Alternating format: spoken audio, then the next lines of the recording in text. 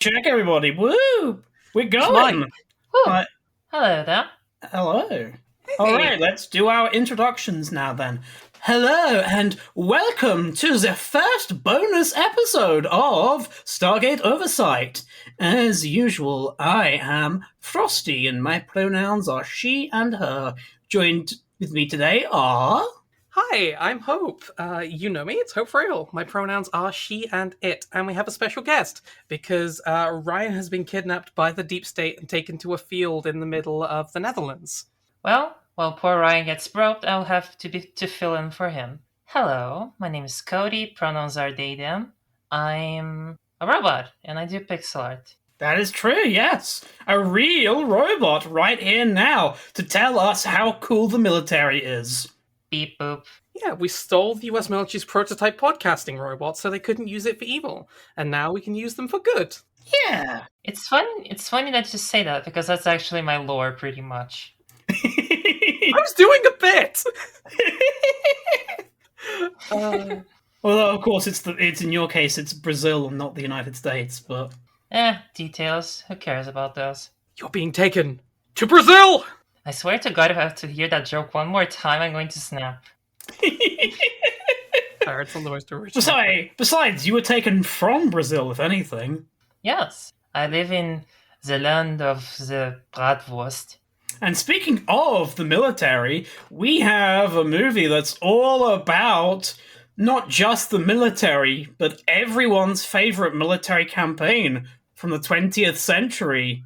World War II? No, the other one. World War One. The Soviet push into Germany? No, not that one either. Does the Cold War count?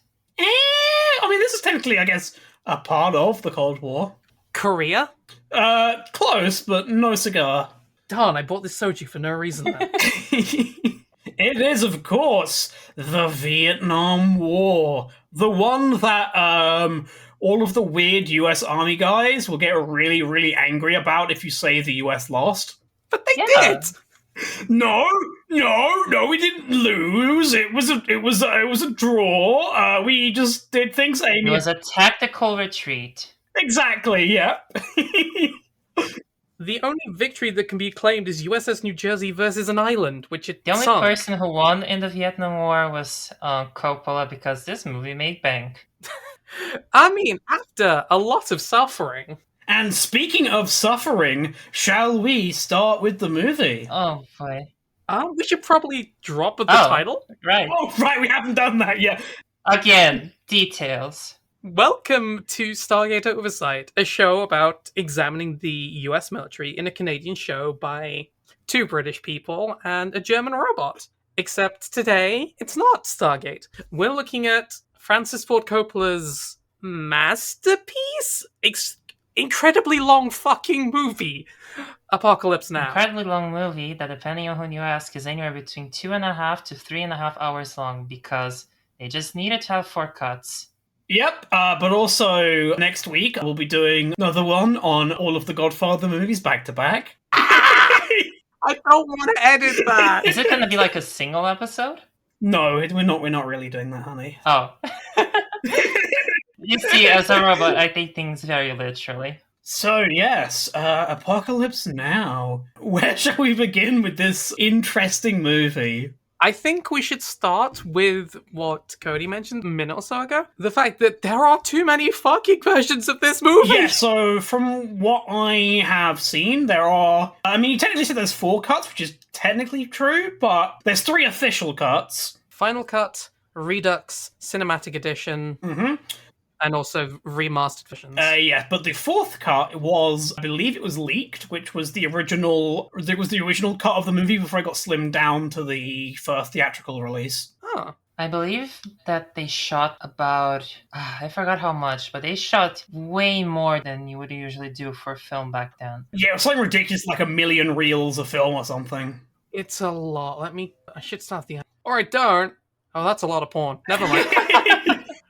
That's fine. Yeah, this is the first bonus episode of the show where we talk about Hope's porn. You'll need to get me a lot more drunk before I'll consider talking about... What kind of categories are your favourite? Well, I'm personally into a bit of... Oh my god, you can't just say that. Oh my god, Hope. I- Hope, I really can't believe you, sometimes. I think you really are a dirty little... Holy, what have I gotten myself into here? I didn't even know robots could blush. Oh, wait, hold on. This is the bonus episode. I meant to confess to those murders I did behind a McDonald's, aren't Yes, I? oh shit. Well, before we get to that, should we actually talk about the movie? Do we have to? Yes, we We're busy do. gaslighting the listeners. Since you mentioned well, they're not exactly skeletons in the closet, more in the backyard of a McDonald's. Here's a fun bit of trivia. Let's skip a bit closer to the ending, just for a moment. Remember how when they get to Curtis's camp, let's call it that, there are a bunch of bodies strewn around? The first time around, those bodies were actual bodies that were brought in by a grave robber. Wait, what? What? Yes. Excuse me? Why? How? What? It was a What? whole shebang. They got taken in by the police and were questioned. Oh my fucking... Why? I am not sure. I got that one from Wikipedia. It wasn't in Hearts of Darkness. That's so fucking weird. I mean, this movie does have a body count. Like, if we want to skip to something at the end, Wait. that is live animal live animal snuff. Oh yeah, that was an actual thing that happened. Oh baby, I love me some live animal Oh, stuff. actually, since we're already on that topic, most of the Vietnamese people you see in the movie, in fact, let me do some big air quotes here for Vietnamese, are actually just Filipino people. Oh, yeah, why am I not Yeah, surprised? the movie was filmed in the Philippines, but for that last sequence in Curtis camp, they actually got a local tribe to come over and play the part of the Cambodian natives, and they did a whole ritual thing while they were over there during one day, and they sacrificed several animals, chickens and porks, and oh my gosh, what was the Bison, name of the last animal? Something with C. cow. Not quite a cow. Anyway, that's not too important. The important part is that once they were done killing the animal and taking it apart to eat, the priest offered the part that usually would be given to him, the most important part, to Coppola. A big-ass heart. Caribou, that was the name of the animal. A big-ass caribou heart for Francis Ford Coppola. Isn't that sweet? Aww. I'll get you a nice big caribou heart for Valentine's, Cody. Thank you. I accept your offering. Yay! I mean, the heart of one's enemies is always an appropriate gift to get a loved one at any time of the year. Yeah, absolutely. What did I agree. caribous ever do against you? Enemies of the podcast include such people as and apparently Randy Pitchford. Yes. Oh. Borderlands 3 was bad, but not that bad. Oh my gosh, I haven't even started the movie yet. No, It's we fine. haven't. It's fine. It's the bonus episode. I am the one who has to edit it anyway. It's fine. I'm the one who'll be suffering.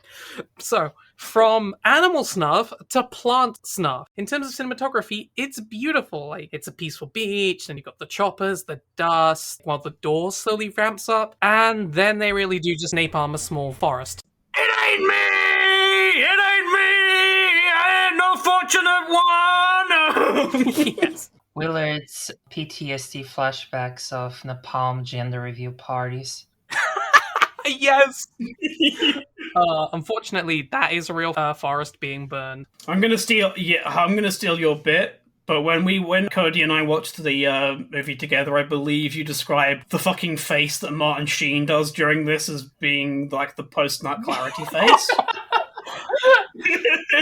He does that for the entire movie. I do have another fun fact about this movie. It's a couple of facts about the band The Doors. So, the people behind this film, they kind of thought that the music of The Doors was the music of war. And that kind of disgusted the people behind the Doors. They weren't too pleased about that. But it also led to a big revival of people being big fans of The Doors and kind of got them back into being a pillar of classic rock. I'm also quite a big fan of The Doors as well. I think they're an important architectural part of any home, really. Imagine if your comeback is caused by fucking apocalypse now. Hello, Marlon Brando's career. I have seen Marlon Brando, I think it's his last ever movie, where he's in the island of Dr. Moreau. Oh god, what a way to end. Since we're on the scene in the bedroom, when they filmed this scene, Martin Sheen was completely fucking shit-faced. He had drunken booze up the wazoo, and when he punched the mirror, his thumb actually split open. Oh, lovely. Well, it's not the worst medical problem he's going to suffer during the filming of this movie. This movie is going to be cruel to everyone in it, and everyone it depicts. From the American army to the Vietnamese to the French. Fuck the French. Fuck the French. Well, the French, depending on which cut of the movie that you watch, but yes. Yeah, that's true. At least the cinematic cut does not have the French in. Yeah, I can't believe they're francophobes. Maybe I should have watched that one. Would have saved us 30 minutes of apocalypse now. Hey, if we had watched the Redux version of that, honey, that would have been an entire hour, that French plantation part. How can you extend that into an hour? There's like a full rant about how colonialism is good, actually, and how the people of Asia should be grateful to the French, and it's more about how the French were betrayed. Well, I mean, that's in the Redux version, but it's expanded in the... No, I mean the final cut. Oh, right, no, I meant in the final cut, sorry. It's in there as well, but... I lost count of which one is which. We're doing the final cut. Yes, the Redux one was the one that was released in the early 2000s, and Final Cut was the Blu-ray one that we watched. Oh, I see. They also cut a second appearance of the Playboy Bunnies. Oh, what? They have... Okay, we'll get there, but I do just want to say for now, twice? I would not want to come back. Martin Sheen, absolutely blackout drunk in his room, complaining about how he doesn't like being at home because he wants to be in Vietnam, but when he's in Vietnam, he wants to be at home. Yeah, the character has PTSD, and they show it very well. The helicopter blade, it's very artsy, and then we get a great line about the American military. I didn't say a word to my wife until I said yes to the divorce. Okay, that is a very good line. Yeah, I mean, well, that's how it happens, right? You're in the military for all that time. You finally go home, and, your wife's boyfriend, you just don't mesh with him the way you thought you did from all the letters you heard about him. Cowards. They should have just started a polycule. 90% of the time, polycules do solve most issues, I found. Yeah, it's like Iran, for example. Or I've just been reading too much. I don't know. I don't know. I don't think a polycule could make that musical better. Anyway, moving on. While PTSD boy, future president of the United States, Martin Sheen... Future president of the United States what? Oh, here it comes. Oh, yeah. I'm not going to derail too much, but he played the president in the U.S. drama series The West Wing. Thank you. But yeah, so Captain Willard, gets a knock on the door. Some big dudes have come to check up on their chap. We've got orders for you. They got Prince Harry there, and they got... Meghan Markle is there. Yeah, and Ed Sheeran's there to do some music for him. And our captain is completely buck naked. I've seen enough porn to know where this is going. I'll show you who the boss of this gym is. Unfortunately, the 70s sexy music does not play, and instead he is forced into the shower. Yep, that's right. A bunch of tough dudes grab him, throw him in the shower, and they say, "Snake, it's me, Roy Campbell. Terrorists have taken over Shadow Moses Island, and we need to send you in there." Okay, but Martin Sheen has a good dumpy, though. Thanks, honey. I mean, what they say is... I love the smell of bomb in the morning.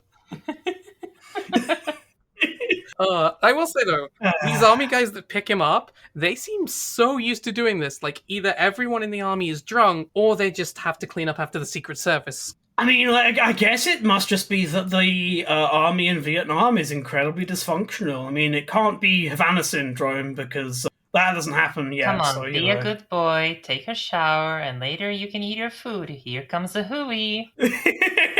Oh, wait, no, I know what it is. I was going to joke about this later on, but it's a perfect opportunity now. I made this joke when Cody and I were watching the movie, and I did not explain it to them because I wanted their authentic reaction to it on the pod. Hey, Hope, do you know what the Satanic Zone is? The Satanic Zone? What's that?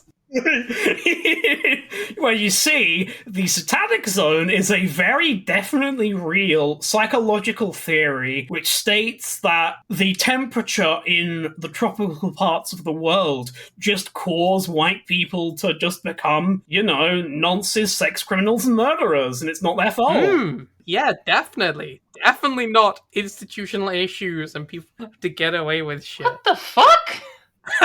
Yes! What kind of Freudian bullshit is that? What do you mean? Why don't you believe in the satanic zone? Next, you're gonna say that Havana syndrome What isn't is real. Havana syndrome? Oh boy.